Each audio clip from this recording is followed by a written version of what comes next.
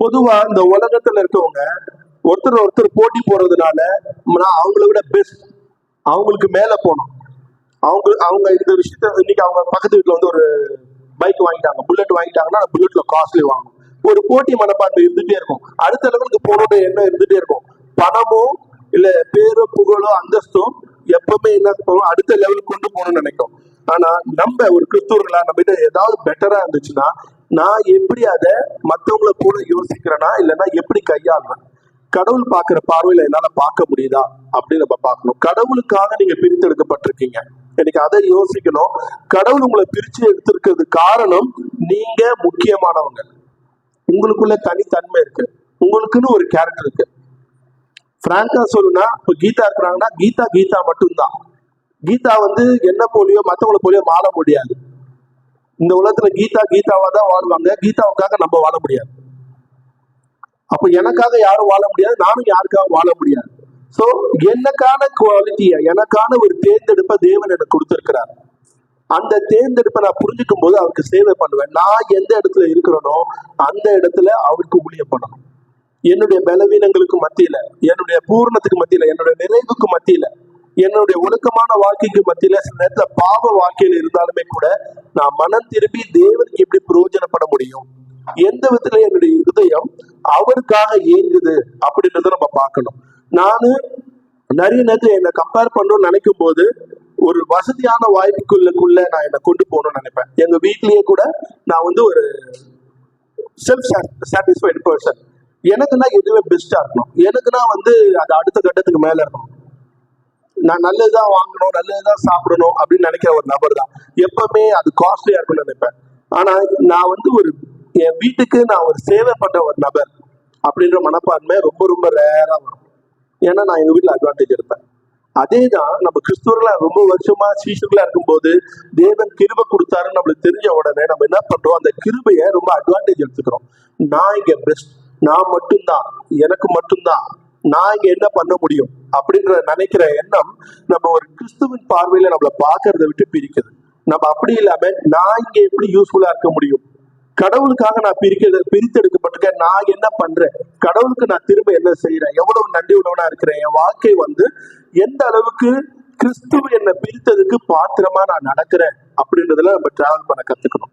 ஆமென். So இன்னைக்கு நம்மளுடைய இந்த வசனத்தின் பிரகாரம் பார்த்தோம்னா நம்மளோட வாழ்க்கை முதல்ல நம்மளோட சரீரத்தை நம்ம கடவுளுக்கு ஒரு அற்புதமான ஆராதனைக்குரிய பொருளா கொடுக்கணும்.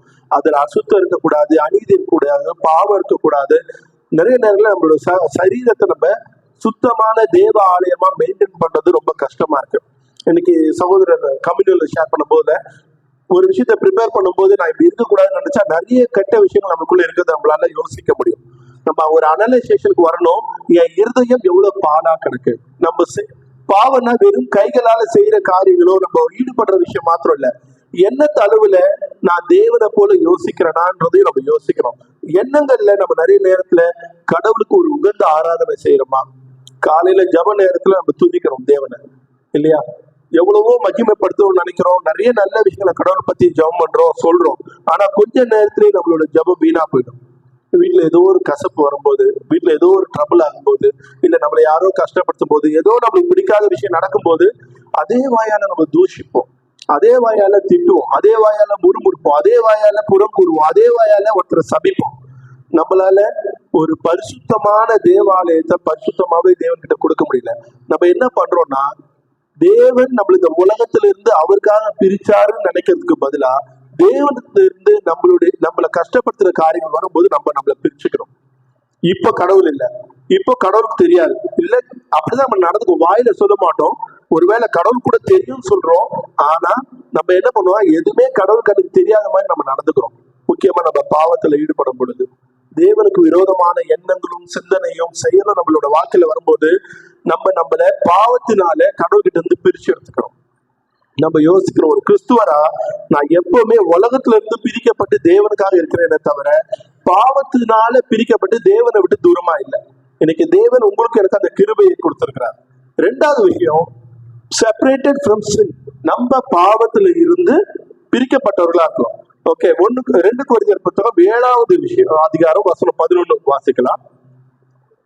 2 கொரிந்தியர் புத்தகம் 7ஆம் அதிகாரம் வசனம் 11. நான் வாசிக்கிறேன். பாருங்கள், நீங்கள் தேவனுக்கேற்ற துக்கம் அடைந்ததுண்டு. அது உங்களிடத்தில் எவ்வளவு ஜாக்கிரதையும், குற்றம் தீர எவ்வளவு நியாயம் சொல்லுதலையும், எவ்வளவு வெறுப்பையும், எவ்வளவு பயத்தையும், எவ்வளவு ஆவலையும், எவ்வளவு பக்தி வைராக்கியத்தையும், எவ்வளவு கண்டிப்பையும் உண்டாக்குகிறது. இந்த காரியத்திலே நீங்கள் எல்லா விதத்திலும் உங்களை சுத்தவான்கள் என்று விளங்க பண்ணினீர்கள். ஆமென். இந்த வசனத்தை சொல்லும் போது, நீங்க கடவுளுக்கு ஏற்ற துக்கம் கொண்டு இருந்தீங்க அப்படின்னா எவ்வளவு ஜாக்கிரதையான பாவத்துல இருந்து பிரிஞ்சு வாழக்கூடிய வாழ்க்கையை வாழ்றீங்கன்னு இந்த வசனம் சொல்லுது. இன்னைக்கு அதுல ரொம்ப கான்சியஸ்னஸ் இருக்கு, அதிகமான கான்சியஸ்னஸ் இருக்கு. ரொம்ப ஜாக்கிரதையா இருப்பீங்க. உங்க வாழ்க்கையை குறிச்சு நீங்க மைக்ரோ மேனேஜ் பண்ணுவீங்க. மைக்ரோ மேனேஜ் அப்படின்னா ஒவ்வொரு சின்ன சின்ன விஷயத்தையும் நுணுக்கமா நீங்க பார்ப்பீங்க. ஆனா பொதுவா நம்ம எப்படி இருக்கிறோம் அப்படின்னா, வி மைக்ரோ மேனேஜ் அதர்ஸ்.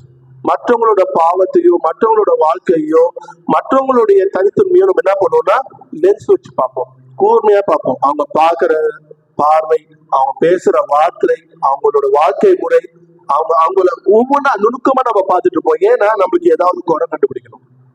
ஆனா இங்க கடவுள் கேட்ட துக்கம் இருக்கும்போது பைபிள் சொல்லுது, நீங்க உங்களை மைக்ரோ மேனேஜ் பண்ணுவீங்க. நீங்க உங்களை பத்தி யோசிப்பீங்க, உங்களை பத்தி சிந்திப்பீங்க, உங்களுக்குள்ள இருக்கக்கூடிய விஷயங்களை எடுத்து போடுவீங்க. நம்ம பாவத்துல இருந்து நம்மளை பிரிச்சு வைக்கணும்னா வெளியே செய்யல, அதனால யாருக்கும் தெரியாது, அதை பத்தி பேசாம இருக்கிறது ஏன்னா பாவத்திலிருந்து பிரிச்சு வைக்கிறது கிடையாது. எனக்குள்ளாக இருக்கக்கூடிய எண்ணங்கள், என்னுடைய சிந்தனையில இருக்கக்கூடிய பாவங்கள், நான் என்ன யோசிக்கிறேன், என்ன நினைக்கிறேன், என்ன செய்யலாம்னு இருக்கிறேன், என் மனசு சொல்ற கெட்ட வார்த்தைகள். நம்ம எல்லாரும் கிறிஸ்துவ ஆனதுக்கு அப்புறம் கெட்ட வார்த்தை பேசுறதை நிறுத்திருக்கலாம். நம்ம எல்லாரும் மோஸ்ட் ஆஃப் அஸ். நான் உங்களை பத்தி பேசுறேன்னு நினைக்காதீங்க, என்னை பத்தியும் சொல்றேன். என் வாயில இருந்து நிறைய கெட்ட வார்த்தைகள், தூஷணமான வார்த்தைகள் வரும். இப்பவும் அது வந்துட்டு இருக்கு, ஆனா நான் உச்சரிக்கிறது இல்லை. நிறைய நேரத்துல I can find myself என் இருதயத்துக்குள்ள ஒருத்தரை நான் திட்டுறேன். எத்தனையோ நேரங்கள்ல வாய் விட்டு ஒருத்தரை பைத்தியம் சொல்லியிருக்கேன், மனசுல இருந்து வருது. ஆனா அதை யாரும் கேட்க போறது இல்லை, யாருக்கும் நான் சொல்ல போறது இல்லை, அதை பாவமா கூட நான் நினைக்கிறது இல்லை. யோசிச்சு பார்ப்போம், ஏன் இருதயத்துல நான் எப்படிப்பட்ட எண்ணம் உடையவனா இருக்கிறேன், எவ்வளவு ஜாக்கிரதையா இருக்கிறேன். நான் பாவத்திலிருந்து பிரிக்கப்பட்டிருக்கிறேன்றதை நான் உணர்றேனா, இல்ல அந்த பாவம் still it is attached with me, எனக்குள்ள இன்னும் இருக்குதா? நம்ம போன்ல ரீசார்ஜ் பண்ணும்போது இப்போ அன்லிமிட்டெட் கால்ஸோட அன்லிமிட்டெட் டேட்டா தராங்க, இல்லைன்னா ஒரு லிமிடெட் டேட்டா தராங்க. அது மாதிரி நம்மளுக்குள்ள ஒரு காம்பினேட் வாழ்க்கை வாழ்ந்துட்டு இருக்கோம். நான் சில விஷயங்களை அட்ஜஸ்ட் பண்ணுவேன், அது கூட பாவம் இருக்கும். இட்ஸ் ஓகே, எனக்கு அந்த 1.5 GB இருந்தா போதும். சில பேர் என்னோட தகுதிக்கு 1 GB இருந்தா போதும். அதுக்கு அர்த்தம் என்னன்னா, நான் இவ்வளவு தூரத்துக்கு பாவம் பண்ணுவேன், என் தேவையான அளவுக்கு பாவம் பண்ணுவேன், இது யாரையும் ஹர்ட் பண்ணாது, யாரையும் கஷ்டப்படுத்தாது, இந்த பாவத்தினால யாருக்கும் தொந்தரவு இல்லை, பரவாயில்ல. We compromise ourselves. நான் நிறைய நேரத்தில் அதை பண்ணியிருக்கேன். இன்னைக்கு நம்மளுடைய இதயத்திலிருந்து யோசிக்கணும், அந்த கடவுள் என்னை பிரித்தெடுத்த அந்த விஷயத்த நான் மறுபடியும் எனக்குள்ள வளர வைக்கிறேன்னா, எனக்குள்ள இல்லை அது இருக்கா, யாருக்குமே தெரியாது. யாருக்குமே இன்னைக்கு நீங்க எவ்வளவு டேட்டா யூஸ் பண்ணீங்கன்னு என்னால சொல்ல முடியாது, உங்களுக்கு தான் தெரியும். உங்க போன்ல எவ்வளவு பேர் கால் பண்ணீங்க, எதுக்காக கால் பண்ணீங்க, எவ்வளவு நேரம் சேட் பண்ணீங்க, எவ்வளவு நேரம் அந்த சோசியல் மீடியால யூஸ் பண்ணீங்கன்னு எனக்கு தெரியாது. ஆனா உங்களுக்கு தெரியும்ல, நான் இன்னைக்கு 500 MB யூஸ் பண்ணிட்டேன், 1 GB யூஸ் பண்ணிருக்கேன், 1.5 GB யூஸ் பண்ணிருக்கேன். ஸோ நம்ம வாழ்க்கையில எவ்வளவு பாவம் இருக்கு, என்ன பண்றோம், அதை வேற யாருமே கண்டுபிடிக்க வேணாம், நீங்க அனலைஸ் பண்ணணும். அதுக்குதான் இந்த வசனம் சொல்லுச்சு, நீங்க கடவுளுக்கு ஏற்ற துக்கம் வச்சிருந்தீங்க அப்படின்னு சொன்னா, கடவுளுடைய மனப்பான்மை உங்ககிட்ட இருந்துச்சுன்னா ரொம்ப ஜாக்கிரதையா மைக்ரோ மேனேஜ் பண்ணுவீங்க உங்க வாழ்க்கையை. இன்னைக்கு நிறைய நேரத்துல கிறிஸ்துவர்களா நம்ம தவறி போனோம். ஏன்னா நம்ம வெளிப்புறமான பாவங்கள்ல இருந்து மாறணும்னு நினைச்சோம், மாறிட்டோம். இப்போ யாருக்கும் தெரியாத விஷயங்களை பத்தி நம்ம பேசுறத நிறுத்திட்டோம். அந்த பழக்கம் இன்னும் கூட மாமிசத்துல அசுத்தத்தையும் நம்மளுடைய உடல்ல பாவத்தையும் நம்ம கிட்ட வச்சிருக்கு. நம்மளுடைய சரீரம் நிறைய நேரத்துல அசூசிப்படுது. அதனால்தான் கொலோசியர் 3:5 சொல்றது போல நிறைய விஷயங்கள் நம்மள அழிச்சு போடணும், நம்ம அவயங்கள்ல இருந்து அழிச்சு போடணும். ஆகையால் விபச்சாரம், அசுத்தம், மோகம், துர்ச்சை, விக்கிராராதனை, பொருளாசை ஆகியவைகளை பூமியில் உண்டு பண்ணுகிற உங்கள் அவயங்களை அழித்து போடுங்கள் இந்த வசனம் சொல்லுது. இன்னைக்கு நம்ம உடம்புல இருந்து ஏற்படக்கூடிய, தோன்றக்கூடிய, நம்மள இதுல எல்லாம் கீழ்ப்படிய பண்ணக்கூடிய பாவங்களை நம்ம கிட்ட இருந்து எடுத்து போடணும். So we have to try to avoid or separate ourselves from the sins. அதுவும் முக்கியமா சரீரத்துல இருந்து எழுப்பக்கூடிய பாவங்கள். ரெண்டாவது நம்ம பார்த்தோம் அப்படின்னா நமக்குள்ள இருக்கக்கூடிய அசுத்தாவி ரகசிய பாவங்களை நம்ம என்ன பண்ணணும்னா எடுத்து போட்டணும். எபிரேயர் 12:1 கூட அப்படிதான் சொல்லுது. நமக்குள்ள நிறைய திரளான சாட்சிகள் நம்மள பார்த்துட்டு இருக்காங்க, நம்ம நினைக்கிறோம் யாருக்கும் தெரியாதுன்னு சொல்லிட்டு. ரகசியமான விஷயங்கள் ஒண்ணுமே கிடையாது. கடவுளுடைய பார்வையில அது வெளியரங்கமாகவும் வெட்ட வெளிச்சமாகவும் நிர்வாணமுமா இருக்கு. நிறைய நேரத்துல நம்மளுடைய லைஃப்ல யாருமே இல்லாத போது, தனியா இருக்கும் பொழுது, இல்ல சீஷர்கள் நம்ம மத்தியில இல்லாத போது, உங்க குடும்ப அங்கத்தினர்கள் உங்க கூட இல்லாத போது, சகோதரர் இல்லாத போது நம்ம எப்படிப்பட்ட எண்ணங்களுக்குள்ள போறோம்? எந்த எண்ணம் உங்க விசுவாசத்தை குலைக்குது? எந்த எண்ணம் உங்களுடைய விசுவாசத்தை அவிசுவாசமா மாத்துது? யோசிச்சு பாருங்க. இந்த கேள்வி எனக்கு கூட நிறைய நேரத்துல அவிசுவாசம் வளருது, நம்மளுக்கே தெரியல, நம்ம கண்கள் மூடப்படுது. அவிசுவாசமான வார்த்தைகள் நம்மளுக்குள்ள தேவனுக்குள்ள பிரிக்கப்பட்ட தன்மையை உணர மறுக்குது. நான் இந்த உலகத்தோட தான் இருக்கணும், ஏன்னா என்னால விசுவாசமா இருக்க முடியும். நம்ம யோசிக்கணும். அசுத்தமான விஷயங்களை, மறைவான காரியங்களை நம்ம வெளிப்படுத்தக்கூடியவங்களா இருக்கணும். ப்ரோ, எல்லாரும் பேசுறாங்களா? உங்களுக்கு தெரியுமா யார் வாழ்க்கையில என்ன பாவம் இருக்கு? எல்லாரும் வாழ்க்கையில பாவம் இருக்குது, அவங்க கணக்கு கொடுக்கணும். நான் என்ன பண்றேன், என் வாழ்க்கை எப்படி இருக்கு, என்னால என்னோட வாழ்க்கையை குறித்து வெளிப்படையா பேச முடியுதா? இல்ல எனக்குன்னு ஒரு சீக்ரெட் லைஃப் நான் வாழ்ந்துட்டு இருக்கேனா? அது கடவுளுக்கு தெரியாதுன்னு நான் நினைக்கிறேனா? இங்க இருக்கிற மனுஷருக்கு வேணா தெரியாம இருக்கலாம், நிச்சயமா கடவுளுக்கு தெரியாத வாழ்க்கை ஒண்ணு கிடையாது. நம்ம என்ன பண்ணணும்னா அதை உடைக்கணும், அதை பிரிச்சு பேயணும். அதாவது அதை பிரிச்சு போட்டு, கடவுளே இதுதான் நான் உங்க முன்னாடி ஒரு திறந்த புத்தகமா இருக்கிறேன். என்னுடைய வாழ்க்கையில கூட ஒவ்வொரு அத்தியாயத்தையும் ஒவ்வொரு பக்கத்தையும் படிக்கிறவர் நீங்க. ஏன்னா அதுதான் அவரு தான் எழுதுறாரு உங்க வாக்கியவே. உங்க வாழ்க்கை புத்தகத்தை எழுதுறவரே கடவுள் தான். இன்னைக்கு நீங்களும் நானும் அது அவருக்கு தெரியாதுன்னு நினைக்கிறது நம்ம வாழ்க்கையில நம்ம பண்ணக்கூடிய மிகப்பெரிய முட்டாள்தனம். கடவுளுடைய பார்வையில உங்களையும் யாராலையும் ஒழிக்க முடியாது. நம்ம அதை புரிஞ்சுக்கணும். நிறைய நேரத்துல மறந்துடுறோம், நமக்கு தெரியாதுன்னு சொல்ல முடியாது, நிறைய நேரத்துல நம்ம மறந்துடுறோம். ஏன்னா நம்மளுடைய இன்னைக்கு இருக்கக்கூடிய பிரசன்ட் சிச்சுவேஷன் தான் நம்மளுக்கு முக்கியமா இருக்கு. நான் இப்ப இருக்கிற ட்ரபிள் தான் எனக்கு முக்கியமா இருக்கே தவிர, நித்தியமான வாழ்க்கையும் என்னுடைய எதிர்காலமா இருக்கக்கூடிய தேவனும் எனக்கு கண்களை தெரியறதில்லை. இன்னைக்கு நான் கம்ஃபர்டா இருக்கிறேன்னா, இன்னைக்கு நான் என் வாழ்க்கைய ஒரு சொகுசா வாழ்றேன்னா, நான் யாருக்கும் ஹார்ம் பண்ணாம இருக்கிறேன்னா, அதுதான் மெயினா நம்ம பார்க்கணும். நம்ம என்ன பண்றோம், 10 கட்டளைகள்ல சில கட்டளைகளை நம்ம ஃபாலோ பண்றோம், நம்ம யாரையும் போய் கொலை பண்றது இல்லை. Most of us we are not இன்னொருத்தர் மனைவியை நம்ம சொந்தமாக்கணும்னு நினைக்கிறது இல்லை. மேஜரான கமெண்ட்ஸ் நம்ம பண்றோம். ஆனா நம்மளுடைய தேவனுக்கு மாத்திரம் நம்ம இருதயத்தை கொடுக்குறோமா? எவ்வளவு பேர் நம்ம ஐடியலாட்ரி இருக்கோம், அதாவது விக்கிர ஆராதனையில இருக்கும் தெரியுமா? கடவுளுக்கு பதிலா பணமும் குடும்பமும் நம்மளுடைய சொகுசு, நம்ம வாழ்க்கையை, நம்ம சரீரம், நம்மளுடைய படிப்பு, நம்மளுடைய எதிர்காலம் அப்படின்னு சொல்லிட்டு நிறைய பேர் கடவுளுடைய இடத்துல நிறைய விஷயத்த வச்சிருக்கிறோம். இன்னைக்கு அதுவும் கூட பாவமா தான் இருக்கு. இன்னைக்கு நம்ம புரிஞ்சுக்கணும், தேவன் நம்மள பாவத்துல இருந்து பிரிச்சு எடுத்திருக்கிறாரு. நம்மளுடைய சரீரத்தை அவருக்காக நம்ம கொடுக்கணும். நம்ம பரிசுத்தையும் பரிபூர்ணத்தையும் தினமும் தேடக்கூடிய ஒரு நபர்களா இருக்கணும். எப்படி? தினந்தோறும் ஜெபம் பண்ணணும், தினந்தோறும் அறிக்கை இடணும், தினந்தோறும் நம்மளை பத்தி வெளிப்படுத்தணும். இன்னைக்கு அந்த ஒரு விஷயத்தை தான் நம்ம செயல்படுத்தக்கூடியவங்களா இருக்கணும். அப்போது நம்ம வாழ்க்கை கடவுள் நினைக்கிற மாதிரி மாறக்கூடிய, பாவத்துல இருந்து பிரிச்செடுக்கப்பட்ட ஒரு வாழ்க்கையா இருக்கும். இல்லைன்னா நம்ம வாழ்க்கையில பாவம் ஒட்டிட்டே இருக்கும். அது நம்ம தாவீது சொல்றது போல, நான் எங்க போனாலும் என் பாவம் என் பின்னாடி தொடருதுன்னு நம்ம சொல்ற மாதிரி இருக்கும். இன்னைக்கு நம்ம யோசிக்கணும், நானு கடவுளுக்குள்ள எப்படி இந்த உலகத்துல இருந்து பிரித்தெடுக்கப்பட்டனோ, பாவத்துல இருந்து பிரித்தெடுக்கப்பட்டிருக்கேன். எனக்குள்ள இருக்கக்கூடிய பாவத்தை நான் என்ன பண்ணணும், வெளிப்படுத்தணும் அப்படின்றது நம்மளோட மனப்பான்மையா இருக்கணும். அடுத்தபடியா நம்ம பார்க்க போறது, we have been separated from unbelievers. அவிசுவாசிகளுக்கு மத்தியில இருந்து நம்ம பிரிக்கப்பட்டிருக்கோம். என்ன அர்த்தம் அதுக்கு அப்படின்னா, நம்மளுடைய நீதியும் நம்மளுடைய அநீதியும் வேறுபடுது. இந்த உலகத்துல நியாயம்னு படக்கூடிய நிறைய விஷயம் கடவுளுடைய பார்வைக்கு முன்பாக அநீதியானதா இருக்கும். இன்னைக்கு நம்மளுடைய நியாயம் இல்ல, நம்மளுடைய நியாயமா தோணக்கூடிய விஷயங்கள் இந்த உலகத்துக்கும் கடவுளுக்கும் எப்படி இருக்குன்னு பிரிச்சு பார்க்க கத்துக்கணும். நம்ம நான் அநீதிய நியாயம் நினைக்கிறேனா இல்ல நீதியை தான் நியாயம் நினைக்கிறேனான்னு பார்க்கணும். தேவனுடைய கண்களுக்கு முன்பாக எப்படி பார்க்கிறாங்க, கடவுள் அதை எப்படி பார்ப்பார், அந்த ஒரு நோக்கத்துல நம்ம பார்க்க தெரிஞ்சுக்கணும். ஏன்னா கடவுள் அதுக்காக தான் உங்களை பிரிச்சிருக்காரு.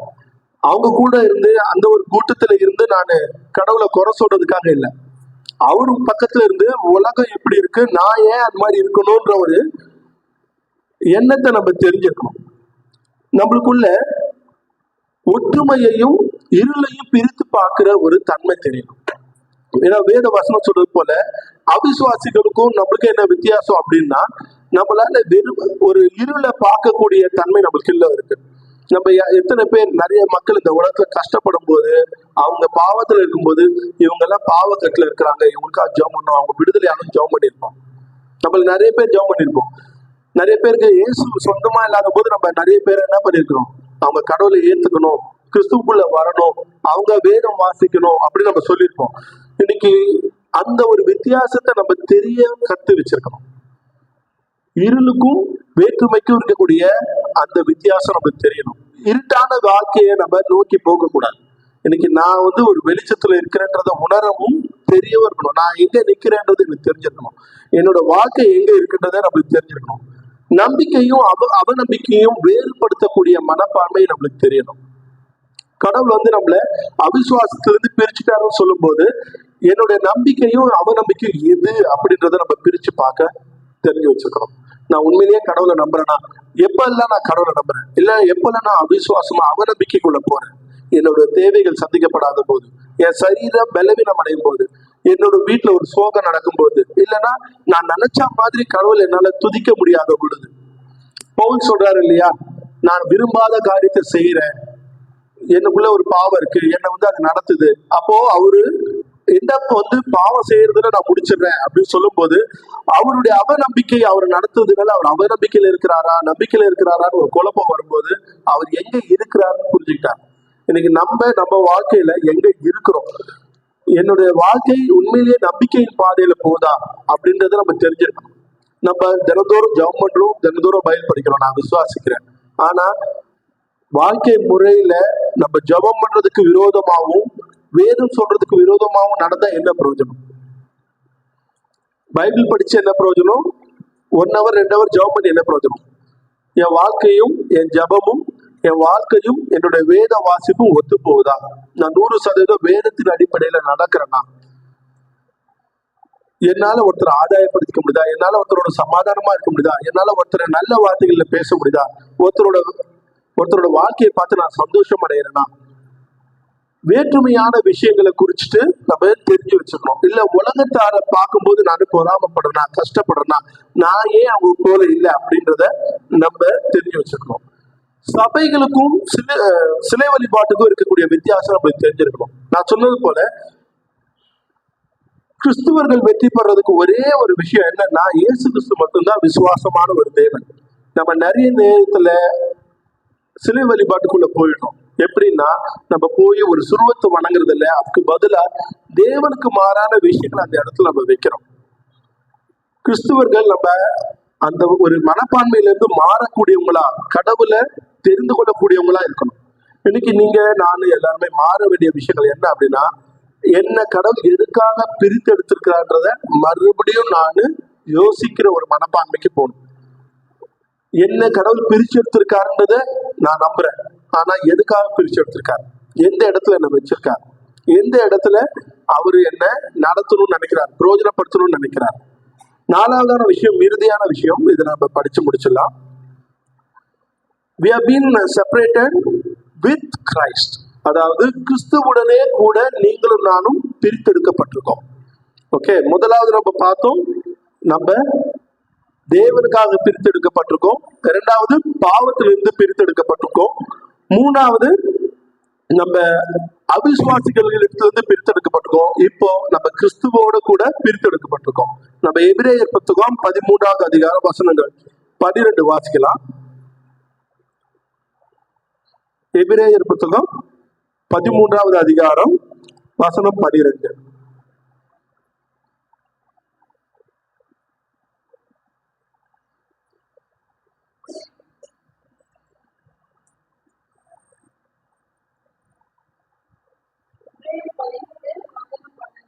அந்தபடியே இயேசுவும் தம்முடைய சொந்த ரத்தத்தினாலே ஜனத்தை பரிசுத்தம் செய்யும்படியாக நகர வாசலுக்கு புறம்பே பாடுபட்டார்.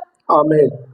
இந்த வசனம் சொல்லுது, இயேசு அவருடைய சொந்த ஜனத்தினுடைய ரட்சிப்புக்காக அவங்கள மீட்டு சொந்தமாக்கிறதுக்காக தன்னுடைய ரத்தத்தினாலே நரகத்துக்கு வெளியே போய் அவங்கள பரிசுத்தம் பண்றதுக்காக பாடுபட்டார். இன்னைக்கு நம்ம இயேசுவுக்காக பிரிக்கப்பட்டிருக்கோம் அப்படின்னும் போது நம்மளோட வாழ்க்கையில இயேசுவோடைய ரத்தம் எந்த அளவுக்கு பரிசுத்தமாக்கி இருக்குன்றத நம்ம உணர்ற ஒரு மனப்பான்மைக்குள்ள வரணும். நம்மளுக்கு அந்த நாலேஜ், அந்த அறிவு இருக்கணும். இயேசு ஏன் சிலுவையில எனக்காக மரித்தார்? இந்த கேள்வி என்ன? அவர் உலகத்தை எல்லாரும் ரசிக்க போட்டாரா? இல்ல, ஏன் பாவத்தை முழுசா கழுவுறதுக்காக வந்தார். ஜீசஸ் உலக ரட்சகர் மாத்திரம் இல்ல, உலகத்துக்கே ரட்சகராக்கார். அவர் என்னுடைய ரட்சகர், அவர் எனக்காக வந்தார். Jesus is Jesus is my God, என்னுடைய தேவன். அந்த மனப்பான்மையை நமக்குள்ள இருக்குதா நம்ம பார்க்கணும். இயேசுவோட ரத்தத்தை தவிர வேறு எதுவும் உங்களே என்னையும் ரட்சிப்புல கொண்டு வர முடியாது, கழுவ முடியாது. இன்னைக்கு நம்ம ஒரு சமூகமா, ஒரு அமைப்பா, சபையா, ஒரு கட்டமைப்புக்குள்ள இருக்கிறோம். ஆனா நிறைய நேரத்துல நம்ம கிறிஸ்துவுக்காக பிரிக்கப்பட்டோன்றதை மறந்துடும். நம்மளுக்கு மக்கள் தான் கண்ணுல தெரியுறாங்க, எனக்கு எதிர்க்க இருக்கவங்க தான் தெரியுறாங்க. சில நேரத்துல குடும்ப நபர்களா இருப்பாங்க, சில நேரத்துல சகோதர சகோதரிகளா இருப்பாங்க. நம்மளுடைய பிரிவு எதுக்காக? யாரு எனக்காக மரித்தா? எனக்காக இங்க இருக்கக்கூடிய லீடர்ஸோ, இங்க இருக்கக்கூடிய மற்ற சகோதர சகோதரிகளோ யாரும் மறிக்கல. இயேசுதான் எனக்காக மரித்தார். இன்னைக்கு என்னுடைய விசுவாசத்தை கட்டுறது, என்னுடைய வாழ்க்கை இந்த உலகத்துல இருந்து பிரித்தெடுக்கப்பட்டது இயேசு கிறிஸ்துவ மூலியமாக, இயேசு கிறிஸ்துக்காக தான்.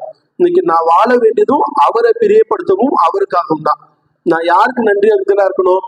சபைக்கு நான் நன்றி அறிதலா இருக்கிறேன். கண்டிப்பா சபை எனக்கு உதவுது. ஆனா சபையை விட எனக்கு முக்கியம் என்னன்னா இயேசுதான். நான் ஒரு சர்ச் கம்பரா இருக்கிறேன்னா இல்ல நான் கிரைஸ்ட் சீக்கரா இருக்கிறேனான்றதை நம்ம பார்க்கணும். நான் ஒரு சபைக்கு வரக்கூடிய நபரா இருக்கிறேன்னா இல்லைன்னா கிறிஸ்துவை தேடக்கூடிய ஒரு நபரா இருக்கிறேன்னா, அது என் வாழ்க்கையில ரொம்ப முக்கியம்.